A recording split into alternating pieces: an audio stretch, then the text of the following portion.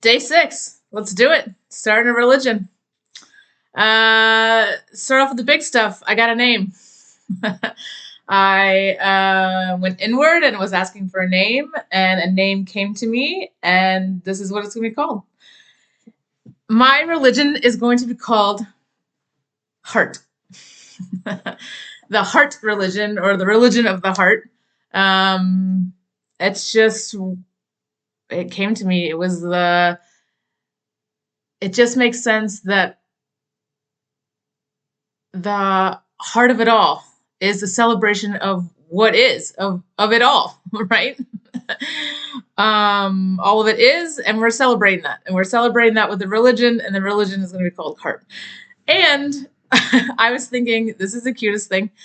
You know how Christians are Christianity are Christians. If you follow Judaism, you're Jewish. If you follow Islam, you're Muslim. If you follow heart, you're a heartist. How cute is that? Yeah, thanks. I'm a heartist. So that's what it's going to be called. And I also got our colors. Our colors are going to be white, gold, and red. White, gold, and red. So those are our colors. It's going to be called heart. The colors I think so far stand for purity. That word um, is so creepy. It's so creepy because it's been used in creepy ways, right? But white is the purity of it all. Gold is, I think, feels like shine and celebration, and I feel like just gold is just a very like celebratory color, and then red because it's associated with the heart. So there was that.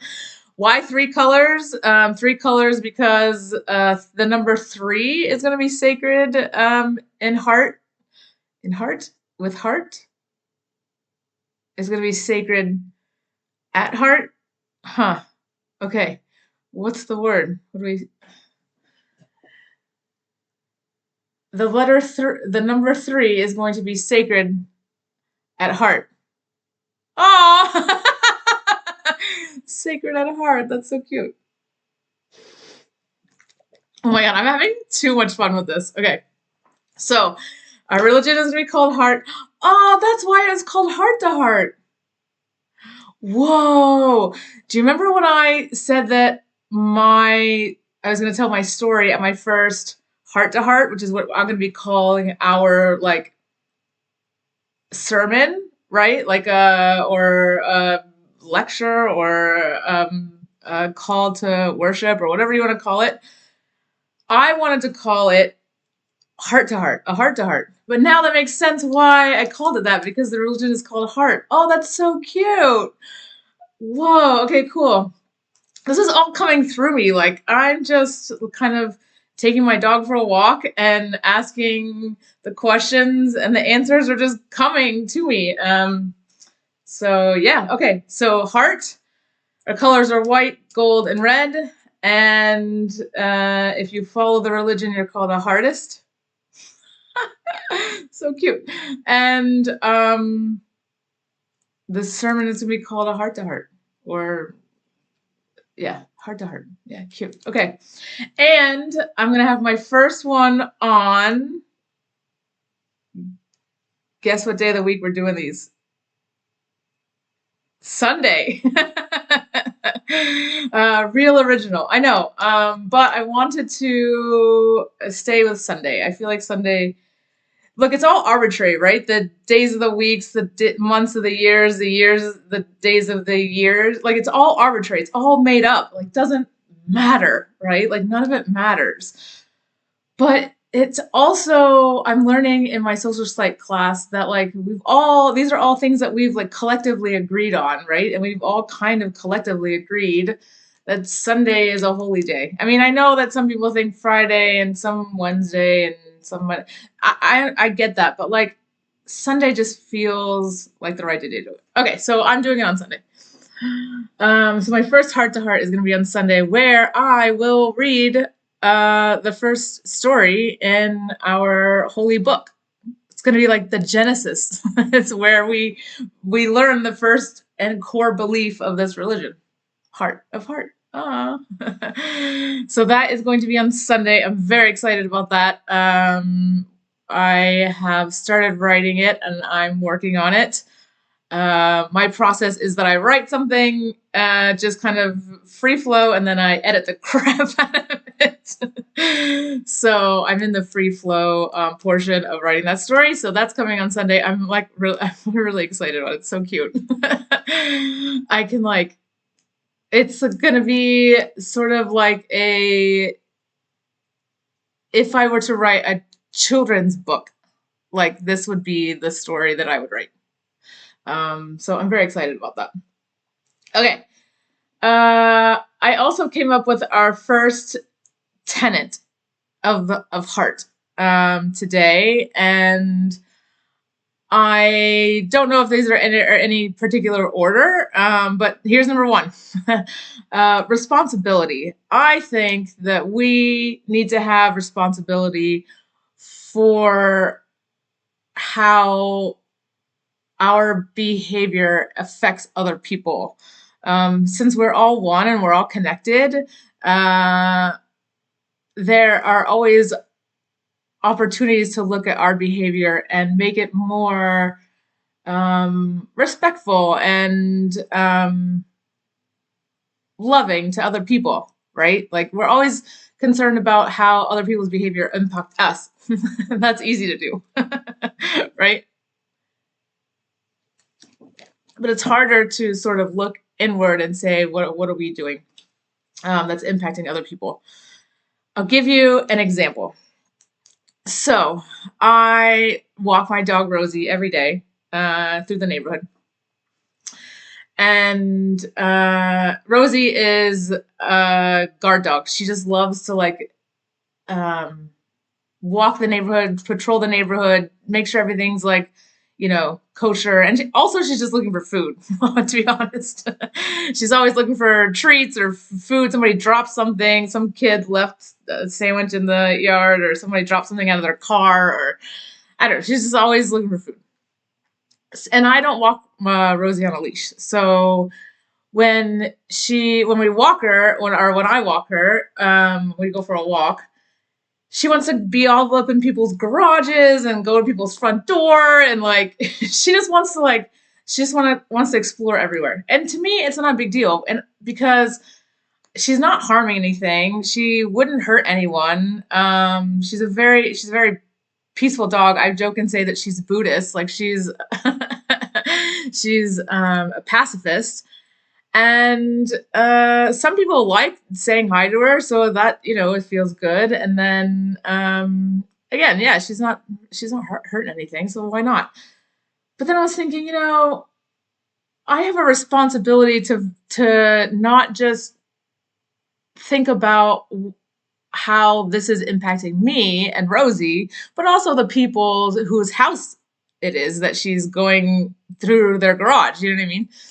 And I was thinking, I wonder if people feel uncomfortable with Rosie, like going into their garages or like walking up to their front porch and like sniffing their kids' stuff. And like, I was trying to think, like, if I was in my house, how would I feel? If I was in my garage and some dog, just random dog, as much as I love dogs, because I love dogs. As much as I love dogs, do I want a stranger's dog coming into my garage? And I thought to myself,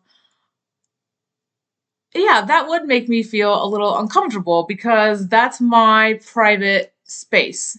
So I don't expect someone else to enter that private space without being invited, right? So I was like, yeah, I kind of would. Not much, because again, I love dogs. So immediately I would be like, oh, this is great. Best day ever.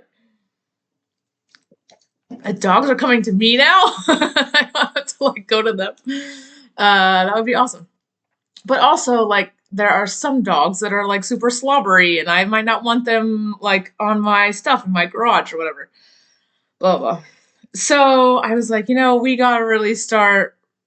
I'm talking to Rosie at this point, right? I'm like, we gotta really start keeping you out of people's garages because I don't want people to feel uncomfortable. That's not the intention. That we're just doing our walks, and like we have all kind of collectively come to agreement that private property exists. Like, I don't know if I agree with like borders and stuff like that, but I also don't know what to do about the human need for personal space and privacy, because that's a really important. If I learned anything from working with the unhoused community, it was how important just privacy is, just for a human. I don't know, just to feel human. Anyways, so, all right, Rosie. Now let's make sure that you stay out of the garage and off of people's driveways and out of the front porch. Or like, let's just stay in the yard, which we're thankful they even feel comfortable letting us use their yard. And if you go to the bathroom and clean up the mess, that's kind of the energy exchange, the reciprocity in that, right? So now I've decided to like try and keep Rosie out of people's garages. And today was like day one. And I gotta tell you, Rosie wasn't happy about it. I was like, what's wrong, Rosie? Change is hard. She kept like making growling noises and stuff like that. And like every time I was like trying to set a boundary of like not letting her in people's garages. But I think that's something that we need to do.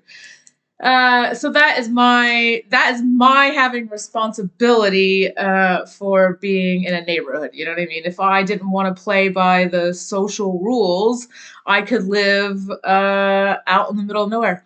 Oh, oh! Now I just realized why people live out in the middle of nowhere, so that you don't have to abide by the social unspoken rules that we've all kind of agreed to when we live this close together. Whoa, okay. Cool, cool, cool. Yeah, so that's my choice. My choice is either to live, away from other people, and that way I don't have to like I don't have to pick up dog poop and throw it away, because man, I hate doing that. But I also I get it, because I don't want other people's dogs pooping in my yard, you know what I mean? So that's why I do it. Because I've agreed to these unspoken like social rules, and I'm responsible for keeping the peace in this, or keeping up my end of the bargain in this situation. So, first tenant, responsibility. So we have a name, we have colors, and we have tenants. Hey, look at us. We're a religion. Almost there. We're on our way. Okay. So that's it. I'm just currently going to school right now. I'm deep into that. I love school. This semester is going really well. Just finished my grad school application. Very excited about that. And training Rosie to stay out of people's garages. Oh my god. And like, she was also, because I was like setting more of a boundary for her on our walks, she was like testing it. When we got to the park, she usually stays with me, and like, we walk around the park and then we keep going. Well, today she like walked over to the benches and like looked at me, and then like walked over further, like what she doesn't usually do. So I think she's like, okay, if you're gonna take some yardage away from me on people's property, then I'm gonna take some yardage when we get to the park. I don't know, something, I don't know. She was testing the boundaries like a lot today. It was funny. Anyway, okay, that is day 6. Thank you very much. Thanks for watching. Shout out to my OG friend in Florida who I know is watching this, and anybody else. Thank you for your time, and have a good night.